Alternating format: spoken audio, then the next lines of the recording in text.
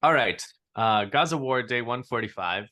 Matteo and I just watched the Electronic Intifada live stream with Professor Meirsheimer, and we were chatting about it. And I think there's an interesting little debate there, a kind of a theoretical debate about the power of the Israel lobby in Western countries and how determinate it is of what happens. So Mearsheimer was saying, Mhm. if you imagine America without a lobby, the policy towards Israel is very different. And then Ali and Nora were saying, um, no, because the U.S. is against national liberation everywhere and not just Palestine, so they would still be anti-Palestinian. And Mearsheimer says, yeah, they'd be anti-Palestinian, but they wouldn't be, they wouldn't be doing self-sabotaging things like sabotaging the Iran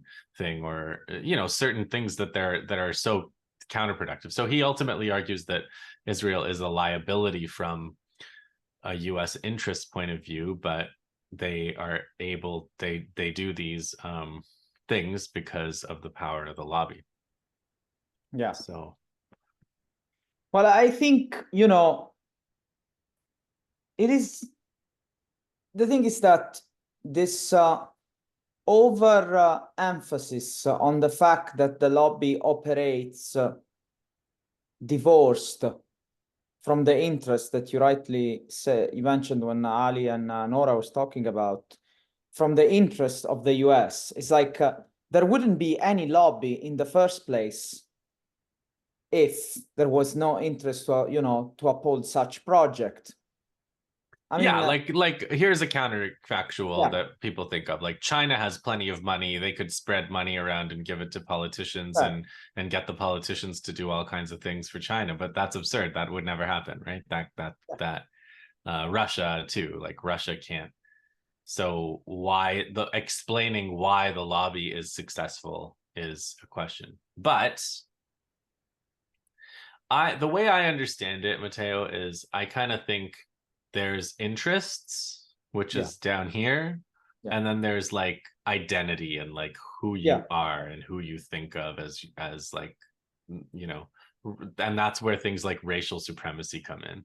yeah. And that's why the lobby is so effective, and that's why they'll support it even though it harms their interests. So Mearsheimer looks at it at the level of interest, and he says, it would be in our interest to have peace in the Middle East. It'd be in our interest to have a deal with Iran. It'd be in our interest, right? I understand. Yeah, I understand the point Mershamer is making. That's exactly what I was thinking about while you were talking, which is this idea that, he identifies the problem, the source of the problem as being the lobby, and then the lobby as somewhat separate from an interest of the US in the region. But Mm. I think that's where I am unapologetically Marxist in the sense that can you really unpick and or single out the lobby from the interests of the US? Like Israel is the interest of the US. Well, Maybe Israel's not well, that's the point. Israel is something transcendent over interest. It's not at the level of interest. It's more like a religion or something. It's like it's more powerful than just interest. And that's why like I don't think they'll ever stop supporting Israel. I don't think they'll ever turn on Israel. I think it's like it's a part of who they are. It's part of who they understand themselves to be. It's much bigger than it's much bigger than like profits or even maintaining a monopoly or building a pipeline or building a true, train line or whatever. true. But I mean, it's not, I don't disagree with you. I actually completely agree with you. But I think that this transcendence, this ideological, what appears to be an ideological transcendence, it, we cannot say it doesn't have a material base as well. Mhm. It does have one. Like Yeah, but it. they're not willing. They're willing to make material. You have to. Your Marxism has to take into account the fact that they're willing to make material sacrifices. Yes. Uh, and yeah, fairly Yeah, I big. think they are willing to make material sacrifices, but I mean, it's like, I mean, look, if we look at the rise of Zionism back in the days, now it's looking like, oh, look, they're supporting and they will be doing anything. It's just that when we historicize Zionism and so imperialism in this moment, now it looks like they're ready to do anything because imperialism is already in decline. Hmm. That's the way I would see that, where, you know, it really looks like, why are you doing this? Because there is already the decline that we are experiencing of imperialism. Whereas if we look back in the 50s or the 60s, I don't think anybody would be like, oh, why are we doing this? Why are we going at war in 1973 against? But that's an interesting point that Meirsheimer made too, because Hmm. when you look at the wars between Israel and the Arab states, Hmm. 67 and 73 and 82, all of those that happened during the Cold War while the Soviet Union existed, and then the US famously made these phone calls, 56, and said, you've got to call it off. They made those phone calls after they got a phone call from the Soviet Union saying, this is an issue we're willing to go to war over. Yeah, yeah, yeah. And there's nobody to make that call now No, after the no, no. 90s. So like the US doesn't, so it's like, oh yeah, it's just one phone call. But like, why would the US make a phone call like that now without any threat? Right? I mean, it depends on how we look. What is the interest? I mean, okay, let's go back a little bit to the starting, because that's the way I see it, which is Zionism is, you know, there is all this idea of a military aircraft carrier and Yeah, I whatnot. don't believe that. That's okay. That's not. I don't think that's the end goal Yeah. of Zionism. Zionism, and I tend to agree with the pan-Arab, you know, like understanding of things, which is it de-develops the region. It makes sure that there is no counter project rising against US imperialism. So you are not even extracting economically much from the Arab region, because the Arab region is completely at war. Economically, Zionism does not have a counter how do you say, something to extract from the region. It's not producing that. It's a political project that blocks any kind of alternative there. Mhm. So I think the transcendence that you talk about is precisely because at the moment something rises, and it is rising, and this is where really the issue lies.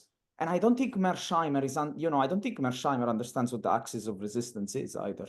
No, he doesn't, but that's not his, yeah, that's not his thing. He analyzes relations between states. I have seen him say, people were like, how does deterrence work? And he's like, deterrence doesn't work with organizations like Hamas and Hezbollah because they're not states, so they don't have the same things to lose. So he does understand. His framework can help you with some of those things. What I really find almost silly about the way that he talks is like when he says things like America doesn't understand nationalism and the power of nationalism. And it's like, America understands the power of nationalism. America spends most of its resources destroying independent nationalism. They didn't do that by accident. Like there's no bumbling empire where they're trying to do these things and then they trip and fall. And But yeah, you know what you remind me when you were talking about this now? I'm sure you've seen this clip where Michael Parenti is talking about yes, rationality of imperialism, yes, where it says, you know, people say this is a coincidence. This is like, and he has this joke about there are theories about somnambulism. You know, Kissinger wakes up at night, he can't sleep, so he just starts thinking what I'm gonna do next. yeah. This There is a rationality. It's not a conspiracy theory.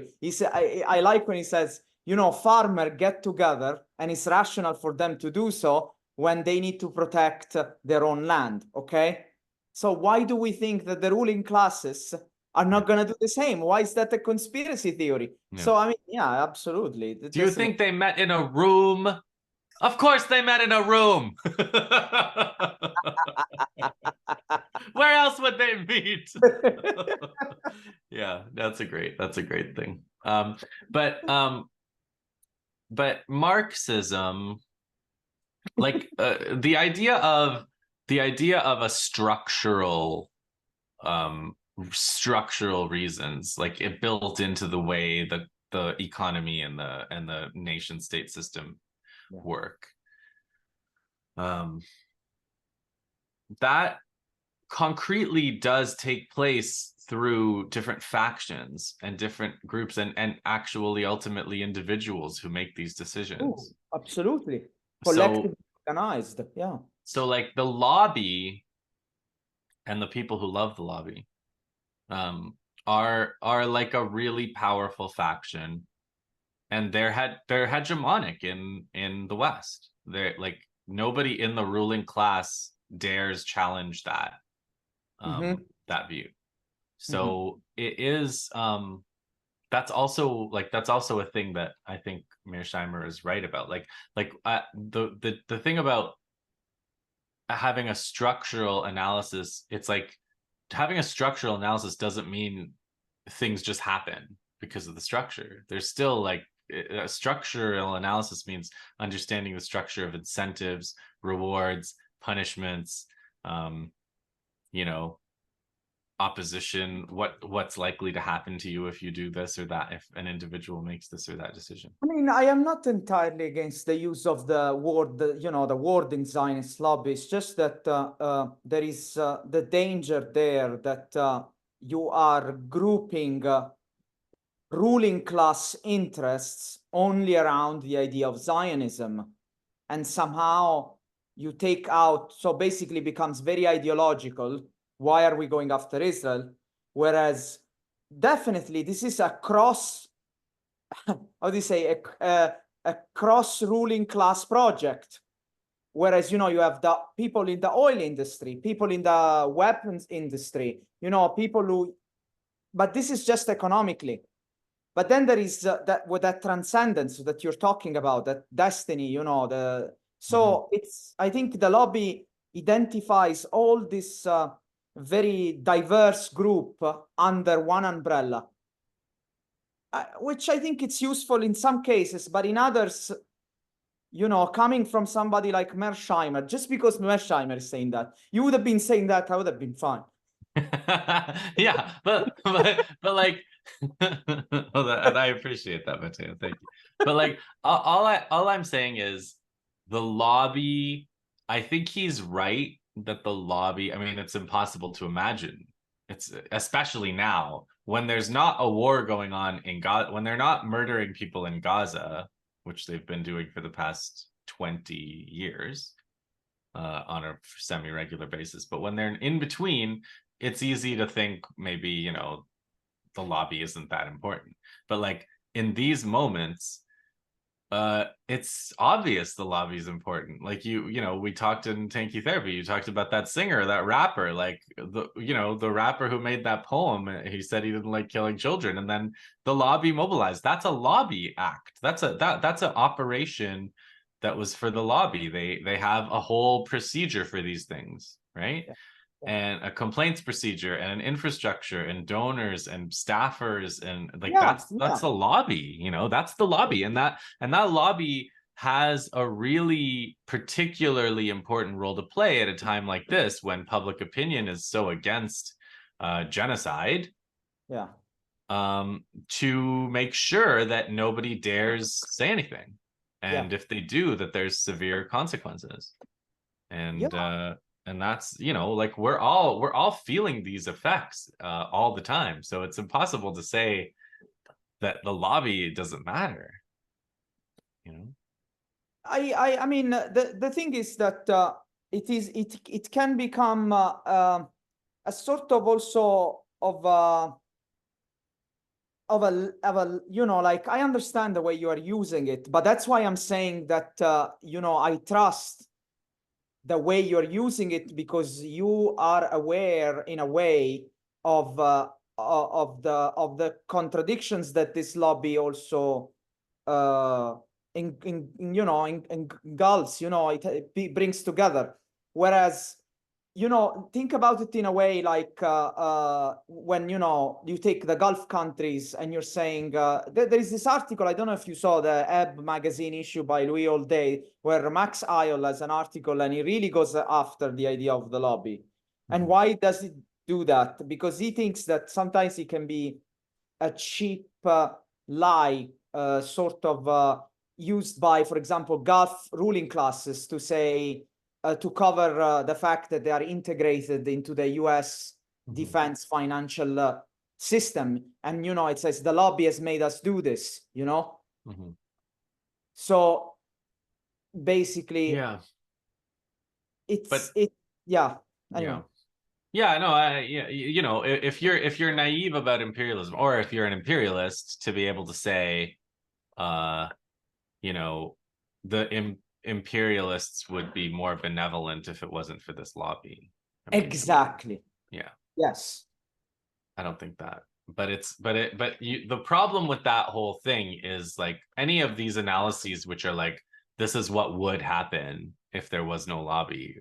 It's like, what are we talking about here? Like, yeah, what are we talking about there? I know, who cares? Who cares what Yeah. would happen? Like, the lobby is a fact, and it's, you know, it's gonna be the last thing to go. Like, I think there'll be even if Israel was completely defeated militarily, the lobby would still be strong. Even if hundreds of thousands of people left Israel and came to Western countries and moved to Western countries, the lobby would still be strong. Like, you know, and there would be this nostalgia of, you know, what we lost, and I think so. Yeah, I mean, the thing is precisely, you know, you've seen the interview of Meirsheimer there, and he betrays himself the moment he just says, you know, the US is not an empire. I don't think the US is an empire, and that's yeah. Go That's ahead. the other problem with the whole nation state thing. It's like, you view the world in terms of nation states, but it's like, that's not really the world we live in. There's a legal framework of nation states, but the world we live in is, there's an empire, and then there's, everybody's been absorbed into it or excluded from it and are fighting. Because it incarnates a mode of consciousness, Zionism. I mean, it's the one that you're talking about, you know, like colonial mentality. We go there, you know, it's our people, you know, the region is going to follow us. Manifest destiny, what Christian Zionism, all that, it's true. But materially, it makes sure that the region is under the control of imperialism. And that doesn't mean extracting or making huge profits or the oil and all this. No. It's just, you know, the region is at bay politically, it's destroyed. You crush it. But what if Meirsheimer were to say they could also crush nationalism without Israel being there, which I think they could.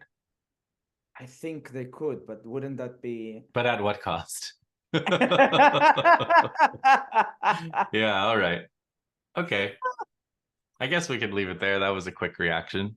I think it was, it was good. We'll stop there.